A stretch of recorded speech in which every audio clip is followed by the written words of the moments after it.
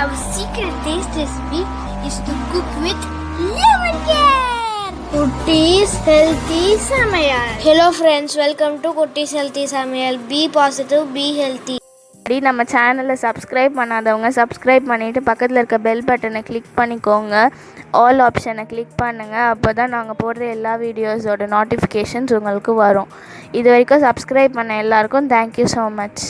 தினமும் இட்லி தோசையா இதை ட்ரை பண்ணி பாருங்கள். கண்டிப்பாக ரொம்பவும் ஹெல்த்தியாக இருக்கும், அதே சமயம் செம்ம டேஸ்ட்டாக இருக்கும். இதை நான் ஒரு இன்ஸ்டாகிராம் பேஜில் தான் பார்த்தேன். ஆனால் நம்ம டேஸ்ட்டுக்கு ஏற்றப்பல ஒரு சிலதை நான் ஆட் பண்ணியிருப்பேன். வாங்க அது எப்படி செய்யுதுன்னு பார்த்துக்கலாம். டேஸ்ட் அல்டிமேட்டாக இருக்கும், நீங்கள் கவலையே பட வேண்டாம். இதை எப்படி செய்யுதுன்னு பார்த்துக்கலாம்.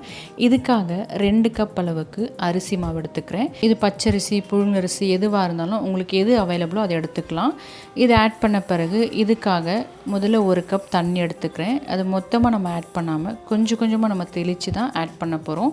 மாவுக்கு தேவையான சால்ட் ஆட் பண்ணிக்கலாம். சால்ட் ஆட் பண்ணப்போ நல்லா மிக்ஸ் பண்ணி விட்டுக்கலாம். அப்போ தான் உப்பு நமக்கு சீராக கலந்து வரும்.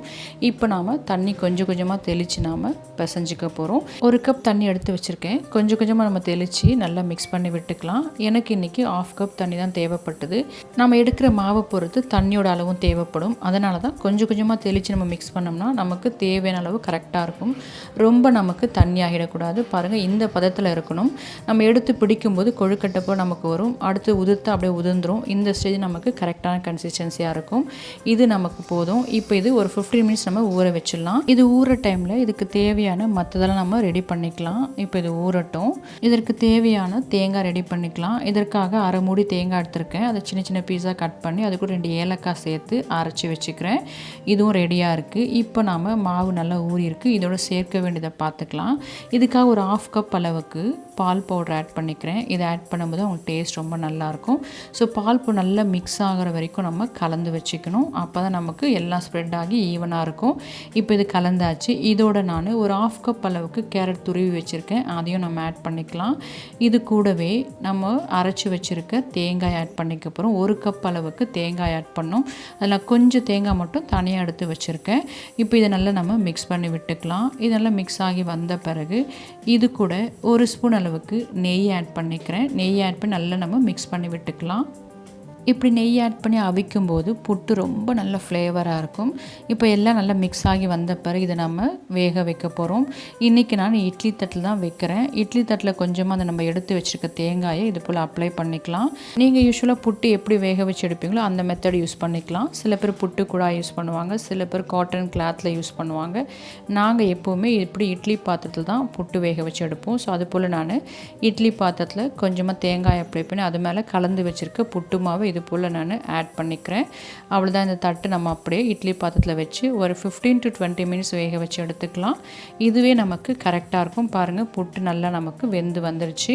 இப்போ இதை நம்ம எடுத்து பாத்திரத்தில் ட்ரான்ஸ்ஃபர் பண்ணிக்கலாம்.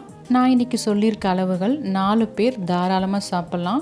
எப்போவுமே நம்ம இட்லி தோசை சாப்பிடாமல் இது போல் டிஃப்ரெண்ட் வெரைட்டியில் நம்ம சாப்பிடும்போது கண்டிப்பாக பிள்ளைங்களும் விரும்பி சாப்பிடுவாங்க. புட்டு வேகும் போதே அதோட ஃப்ளேவர் பார்த்திங்கன்னா அவ்வளோ சூப்பராக இருக்கும். இப்போ இதை நாம் சர்வ் பண்ணிக்கலாம். சர்வ் பண்ணுறதுக்கு முன்னாடி 2 ஸ்பூன் நெய்யில் கொஞ்சம் முந்திரி வறுத்து அதை ஆட் பண்ணி மிக்ஸ் பண்ணி நம்ம சர்வ் பண்ணிக்கலாம். சாப்பிடும்போது இந்த முந்திரி கடிப்படும்போது டேஸ்ட் ரொம்ப சூப்பராக இருக்கும். இது நல்ல உதிரி உதிரியாக ஃப்ளேவர்ஃபுல்லாக அவ்வளோ டேஸ்டியாக இருக்கும். யாரையுமே சாப்பிடுங்கன்னு சொல்லி ஃபோர்ஸ் பண்ண வேண்டிய அவசியமே இருக்காது. சின்ன பிள்ளைங்க முதல் கொண்டு பெரியவங்க வரைக்கும் எல்லாருமே விரும்பி சாப்பிடுவாங்க.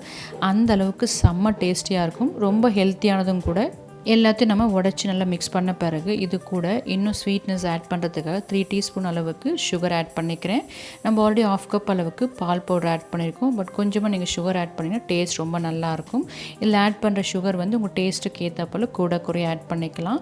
இன்னும் சுவையாக இருக்க just cook with love and care. இப்படி சமைச்சிங்கன்னா உங்கள் டேஸ்ட்டுக்கு நாங்கள் கேரண்டி. நீங்களும் இது போல் செஞ்சு பார்த்துட்டு உங்கள் டேஸ்ட்டு உங்கள் எக்ஸ்பீரியன்ஸ் எங்களுக்கு கமெண்ட் பண்ணுங்கள். மறக்காமல் லைக் பண்ணுங்கள். ஃப்ரெண்ட்ஸ் அண்ட் ஃபேமிலிக்கு ஷேர் பண்ணுங்கள். தொடர்ந்து சப்போர்ட் பண்ணுங்க. தேங்க்யூ. Yummy tasty. நீங்களும் ட்ரை பண்ணுங்க, என்ஜாய் பண்ணுங்க, ஹெல்த்தியா இருங்க.